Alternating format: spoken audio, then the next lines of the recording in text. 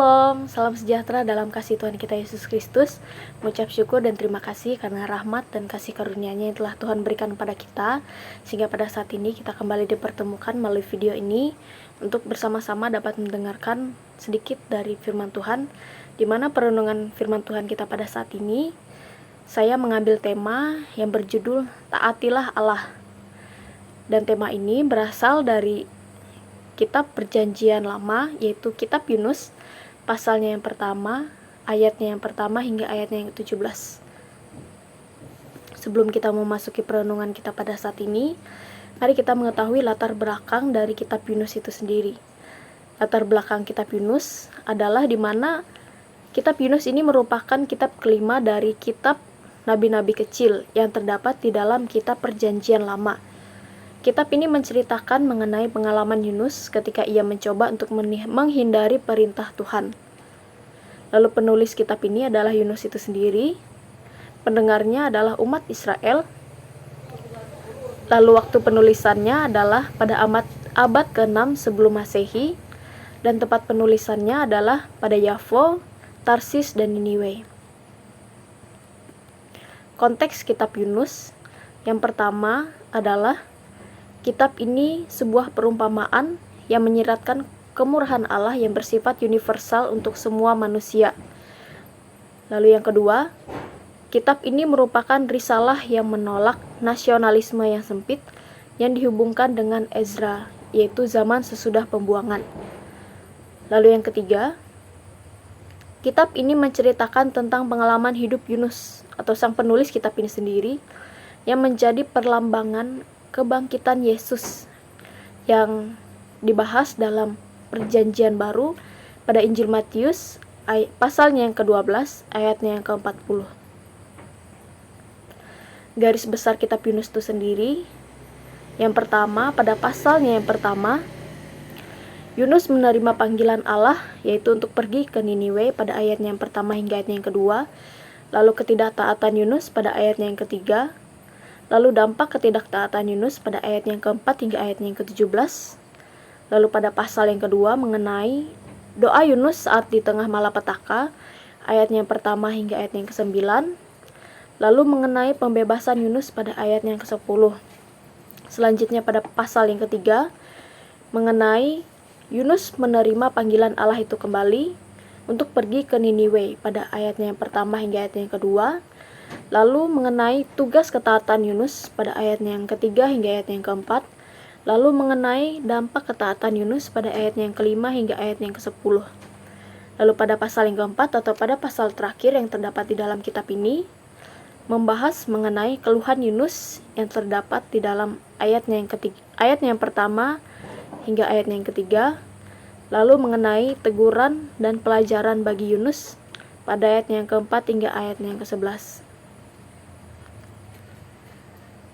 Nas yang menjadi perenungan firman Tuhan kita pada saat ini terambil dari Kitab Perjanjian Lama, yaitu Kitab Yunus pasalnya yang pertama, ayatnya yang pertama hingga ayatnya yang ke-17, di bawah judul perikop Yunus mengingkari panggilan Tuhan. Dapat bersama-sama saudara-saudari baca pada Alkitab kita masing-masing, di mana pada nas yang saya ambil pada saat ini membahas mengenai Yunus yang mengingkari panggilan Tuhan yang telah Tuhan menyatakan pada dirinya. Dapat bersama-sama kita ketahui bahwa Yunus merupakan salah satu tokoh Alkitab Perjanjian Lama yang terkenal, bukan karena prestasi atau kebanggaannya kepada Allah atau bagaimana ia hidup sebagai orang yang saleh atau orang yang berkenan di hadapan Allah. Tetapi Yunus adalah salah satu tokoh Alkitab yang terkenal karena ketidaktaatannya kepada Allah, di mana Yunus terkenal bahwa ketika Allah telah menetapkan ia, telah memanggil ia untuk memberitakan sebuah kabar keselamatan atau sebuah kabar yang seharusnya orang lain terima mengenai kabar Allah itu sendiri, dan Yunus bukan menerima atau bukan melakukan tanggung jawab yang telah Tuhan nyatakan pada dirinya. Namun Yunus kabur dan tidak memenuhi tanggung jawab tersebut. Oleh karena itulah Yunus pun terkenal menjadi salah satu tokoh Alkitab. yang terdapat di dalam Perjanjian Lama.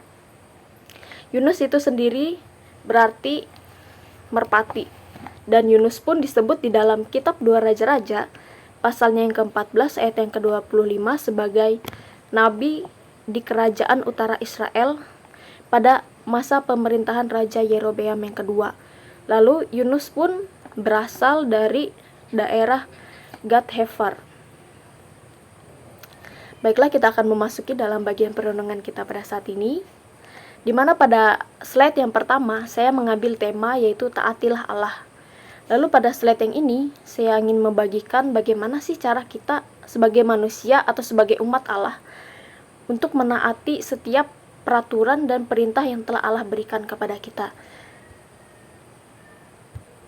Caranya adalah yang pertama, jangan menolak perintah atau panggilan yang telah Tuhan berikan kepada kita.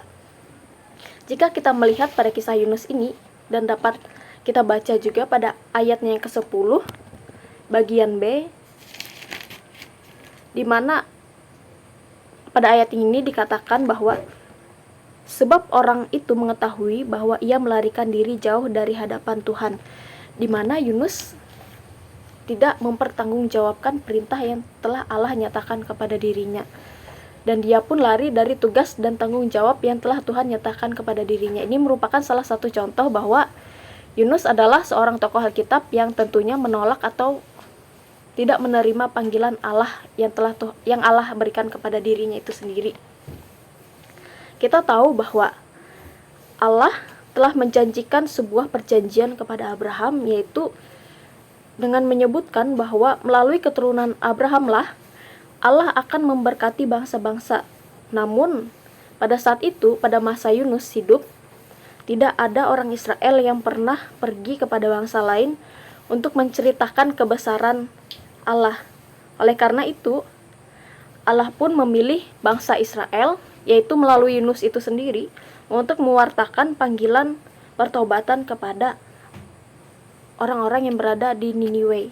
Dan dapat kita lihat, dan hal ini dapat kita lihat pada ayatnya yang pertama hingga ayatnya yang kedua, di mana pada masa itu, pada masa Yunus hidup, pada zaman itu orang-orang kebanyakan menyembah ilah-ilah lain dan tidak menyembah Allah yang maha besar dan maha kuasa itu sendiri. Oleh karena itulah Allah pun mendengar dan Allah pun tahu bahwa orang-orang yang berada di kota Niniwe ini harus mengetahui bahwa ialah yang menjadi Allah yang seharusnya mereka sembah dan mereka hormati. Oleh karena itu, Allah pun memberikan sebuah tanggung jawab yang besar kepada Yunus itu sendiri, dan Yunus pun nyatanya telah menolak tanggung jawab tersebut. Sehingga pada ayatnya yang ketiga dijelaskan bahwa Yunus pun melarikan diri dari tugasnya tersebut, bahwa ia menolak perintah atau panggilan Tuhan, panggilan Allah itu. Karena Yunus pun berpikir bahwa orang Niniwe itu tidak selayaknya untuk menerima kasih karunia yang Allah berikan kepada mereka, karena mereka telah menyembah ilah-ilah lain dan tidak menyembah Allah. Dan Yunus pun menganggap bahwa mereka tidak layak untuk menerima kasih karunia Allah. Oleh karena itu pun Yunus pun melarikan diri dari panggilannya. Sehingga pada cara yang pertama yang saya berikan kepada saudara-saudari sekalian, bahwa janganlah kita mencontohkan sifat dan kepribadian Yunus ini, di mana ia menolak untuk mempertanggungjawabkan perintah atau panggilan yang Allah berikan kepadanya. Baiklah, kita sebagai orang yang percaya kepada Tuhan, kita harus menerima panggilan yang telah Tuhan nyatakan di dalam kehidupan kita. Dengan panggilan tersebut, Tuhan pasti tahu bahwa kita adalah manusia yang sanggup untuk dapat melakukan sebuah hal atau tanggung jawab yang telah Tuhan nyatakan di dalam kehidupan kita. Tidak seperti Yunus yang telah Tuhan nyatakan dan telah Tuhan tetapkan untuk dapat bertanggung jawab, namun ia lari dari tanggung jawab yang telah Tuhan berikan kepadanya. Lalu caranya yang kedua adalah tunjukkanlah sikap takut akan Tuhan. Pada poin yang pertama tadi, kita tahu bahwa Yunus telah menolak panggilan yang telah Allah nyatakan di dalam kehidupannya, dan itu merupakan suatu sikap yang tidak seharusnya Yunus lakukan, karena Yunus sendiri tahu bahwa Allah adalah Allah yang maha besar, Allah adalah Allah yang maha kuasa. Sebab itu Allah pasti tahu bahwa umatnya, salah satu umatnya telah melanggar apa yang menjadi ketetapan atau perintah yang telah ia nyatakan bagi umatnya tersebut. Oleh karena itu, kita haruslah menunjukkan sikap takut akan Tuhan, dimana ketika kita setelah diberikan sebuah perintah atau panggilan yang telah Tuhan nyatakan di dalam kehidupan kita, berarti kita telah dipilih Tuhan bahwa kita adalah orang yang mampu untuk bertanggung jawab dalam melaksanakan perintah tersebut. Oleh karena itu, lakukanlah tanggung jawab tersebut dengan atau berdasarkan sikap takut akan Tuhan, di mana sikap ini menunjukkan bahwa kita menghormati dan menunjukkan sikap bahwa kita tunduk dan berserah hanya kepadanya saja. Dan kita yakin dan percaya bahwa ketika Tuhan telah menetapkan kita atau telah memberikan kita sebuah perintah atau tanggung jawab tersebut, pasti Tuhan tahu bahwa kita mampu.